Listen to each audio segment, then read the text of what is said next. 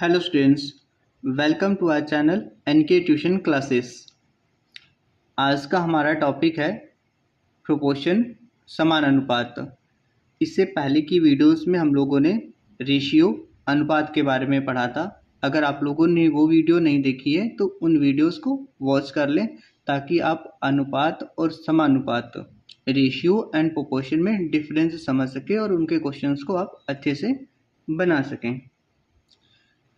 Proportion की definition है an equation that defines that the two given ratios are equivalent to each other. Means एक ऐसी equation जो ये बताती है कि दो अलग अलग रेशियोज इक्वल हैं। मान लीजिए कोई आपका एक रेशियो है ए रेशियो बी और दूसरा रेशियो है सी रेशियो डी। ये प्रोपोर्शन में अगर हैं तो ये ए रेशियो बी, प्रोपोर्शन का ये साइन है सी रेशियो डी, इस फॉर्मेट में ये लिखे जाएंगे। ठीक है, प्रोपोर्शन में हम ये साइन यूज़ करते हैं दो रेशियोज़ को प्रोपोर्शन शो करने के लिए। अगर इन्हीं रेशियोज़ को हम फ्रैक्शन के टर्म्स में लिखें तो a by b equal to c by d, कुछ इस फॉर्मेट में लिखा जाएगा। अगर आप इसको क्रॉस मल्टीप्लाई करते हैं तो a into d equals to b into c, ये हमें मिलेगा। तो वही चीज़ हमने यहाँ पे डायरेक्ट लिख रखी है, a into d equals to b into c. अगर दो रेशियोज प्रोपोर्शन में हैं तो इस एक्सप्रेशन को ये फॉलो करेंगे। ठीक है, अगर हम इसको लैंग्वेज के फॉर्म में लिखना चाहें तो कुछ ऐसा लिखा जाएगा, प्रोडक्ट ऑफ एक्सट्रीम्स।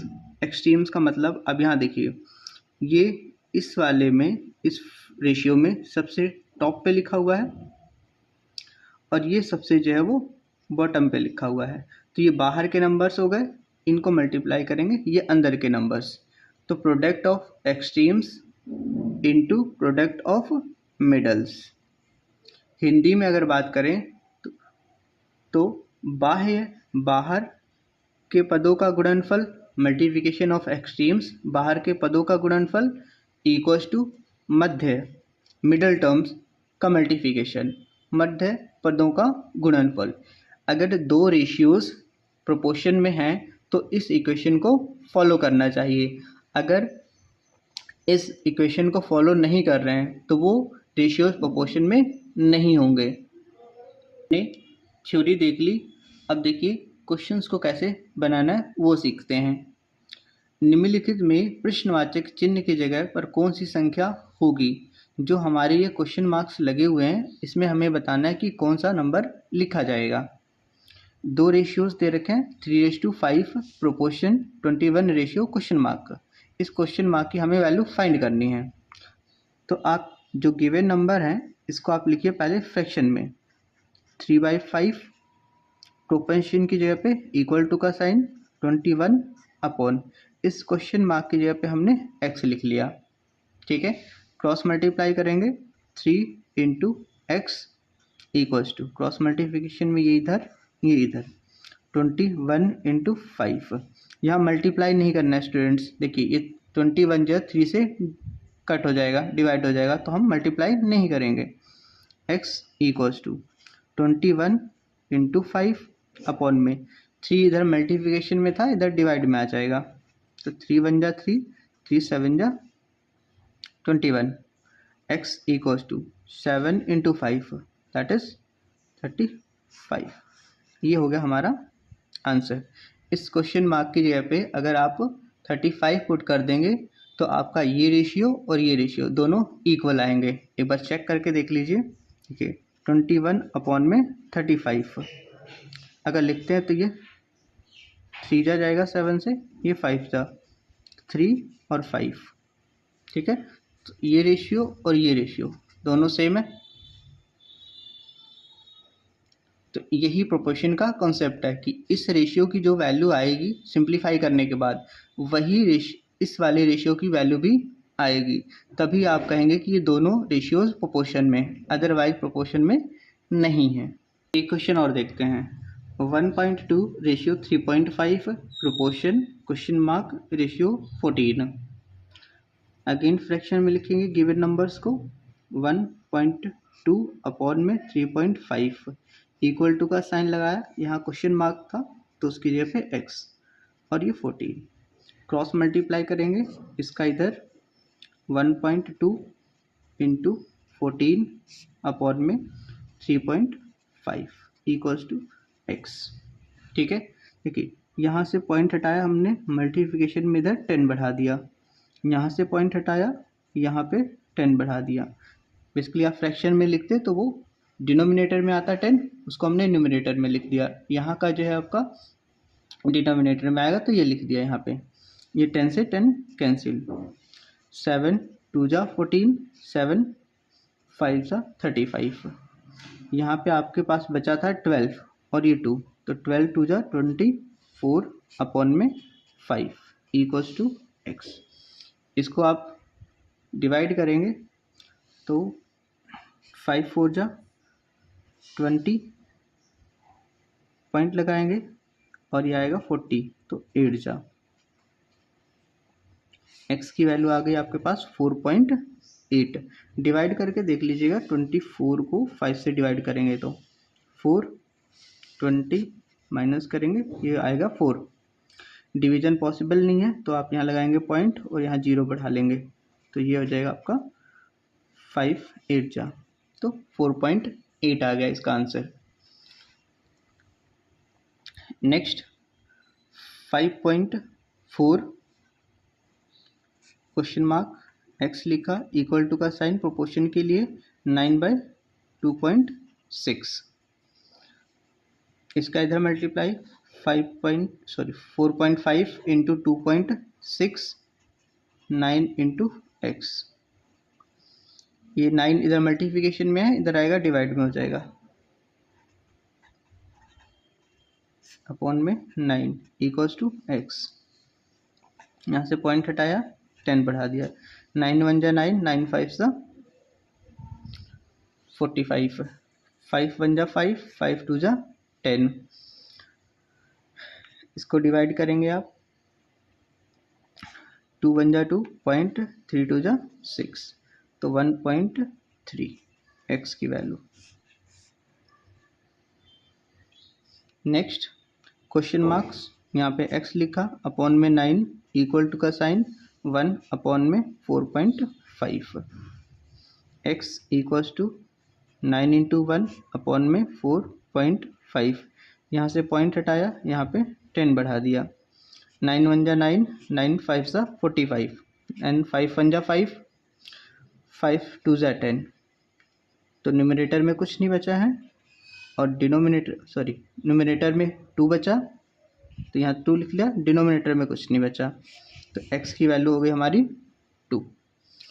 इस तरह स्टूडेंट्स अगर दो रेशियोज प्रोपोर्शन में दिए हुए हैं और कोई एक वैल्यू मिसिंग है तो हम लोग इस मेथड से ऐसे कैलकुलेट करेंगे। नेक्स्ट में हम लोग अब पढ़ने वाले हैं कुछ स्पेशल केसेस। देखिए अगर कोई रेशियो a रेशियो b है और प्रोपोर्शन में है b रेशियो c के, मतलब कि यहाँ की जो मिडल वैल्यूज़ हैं दोनों सेम हो जाएं और जो एक्सट्रीम वैल्यूज़ हैं बाहर की वैल्यूज़ वो अलग अलग हो जाएं, तो आप वैल्यूज़ कैसे कैलकुलेट करेंगे। तो देखिए b की वैल्यू जब कैलकुलेट करनी होगी हमें, जिसको हम लोग मध्यानुपाती कहेंगे, अंडर रूट में a इंटू सी। ठीक, अगर हमें प्रथमानुपाती a कैलकुलेट करना है तो b स्क्वायर अपॉन में c। अगर हमें तृतीय अनुपाती c अगर कैलकुलेट करना है तो b स्क्वायर अपॉन में a। ये आया कैसे बेसिकली, देखिए अगर आप इसको a ratio b proportion b ratio c को फ्रैक्शन में जब लिखेंगे तो a ratio a upon b equals to b upon c आएगा ऐसा कुछ। अब इसको मल्टीप्लाई कीजिए ज़रा, a इंटू सी हो जाएगा, ये हो जाएगा b स्क्वायर। ठीक है, अब जब हमें b कैलकुलेट करना होगा तो ये आ जाए a into C under root में b। जब हमें c कैलकुलेट करना रहेगा तो देखिए यहाँ से ए को इसके नीचे भेज देंगे तो हो जाएगा हमारे पास c equals to b square upon में ए, जो कि यहाँ पे लिखा हुआ था। अगर हमें ए कैलकुलेट करना है यहाँ से तो ए इक्वल्स टू होगा, सी को हम भेज देंगे बी स्क्वायर के नीचे तो ये हो जाएगा बी स्क्वायर अपॉन में सी। ठीक है, तो ए सी ऐसे कैलकुलेट किए जा सकते हैं, वही चीज़ें हमने यहाँ पे लिख रखी हैं। इसी कॉन्सेप्ट पे इस क्वेश्चन को देखते हैं। 9 और 25 का मध्य अनुपाती ज्ञात कीजिए। मध्य अनुपाती मतलब b कैलकुलेट करना है हमें, तो b equals to under root में a into C. a means 9, c means 25। इसको आप मल्टीप्लाई कर लीजिए। देखिए मल्टीप्लाई करेंगे आप तो ये आपके पास 9 5 ज़ा 45 का 5 4 कैरी, 9 2 ज़ा 18, 18 प्लस 4 22, 125 आ गया और 125 का स्क्वायर रूट होता है 15, तो ये आ गया हमारे पास b की वैल्यू 15। अगर आप इसको ऐसे नहीं कैलकुलेट करना चाहते मल्टीप्लाई किए बिना तो ऐसे कैलकुलेट कर सकते थे। 9 इंटू 25 लिखा हुआ है, 9 का स्क्वायर रूट होगा 3 इंटू 5 का स्क्वायर 25 का स्क्वायर रूट 5, तो आ जाएगा हमारे पास 3 इंटू 5 दैट इज 15। b की वैल्यू 15 हो गई। तो आप ऐसे भी कैलकुलेट कर सकते हैं इसको। नेक्स्ट क्वेश्चन देखते हैं। 40 और 20 का प्रथमानुपाती ज्ञात करें। प्रथमानुपाती का मतलब a कैलकुलेट करना है, तो उसके लिए फॉर्मूला था हमारा a equals to b square upon c. तो ये हो गया b, ये हो गया c। बी स्क्वायर मतलब 40 का स्क्वायर अपॉन में 20, तो 40 का स्क्वायर करेंगे आप 40 इंटू 40 लिख लीजिए अपॉन में 20, 1 0 और ये 2 2 जा 4, देन आ जाएगा 80। इट मीन्स ए की वैल्यू हो गई आपके पास 80। ये हमारा प्रथमानुपाती हो गया। 25 और 10, 25 और 10 का तृतीय अनुपाती हमें ज्ञात करना है। तो तृतीय अनुपाती इट मीन्स सी कैलकुलेट करना है, तो इसका कैलकुलेट करने के लिए फॉर्मूला था बी स्क्वायर अपॉन ए। बी स्क्वायर है आपका 25 का स्क्वायर अपॉन में 10, तो 25 का स्क्वायर मतलब 25 इंटू 25 अपॉन में 10, ये आ जाएगा आपका 625 अपॉन में 10। अगर आप इसमें पॉइंट लगाएंगे तो ये हो जाएगा 6.25 सी की वैल्यू। हमने रिड्यूस इसलिए नहीं किया क्योंकि अगर डिनोमिनेटर में आ गया है तो उसमें हम डेसिमल लगा के आंसर लिख सकते हैं। ठीक है, आई होप स्टूडेंट्स आपको प्रथमानुपाती, द्वितीय अनुपाती, तृतीय अनुपाती अच्छे से कैलकुलेट करना आ गया होगा और प्रोपोर्शन का कंसेप्ट भी समझ में आया होगा। नेक्स्ट वीडियो में हम लोग स्टूडेंट्स केस सेकंड देखेंगे, जिसमें हम लोग कुछ ऐसे क्वेश्चंस की प्रैक्टिस करेंगे जिसमें प्रोपोर्शंस में कुछ ऐड किया जाएगा और कुछ माइनस किया जाएगा। तो उस तरह के क्वेश्चंस को हम कैसे सॉल्व करेंगे उनको हम लोग सीखेंगे नेक्स्ट वीडियो में।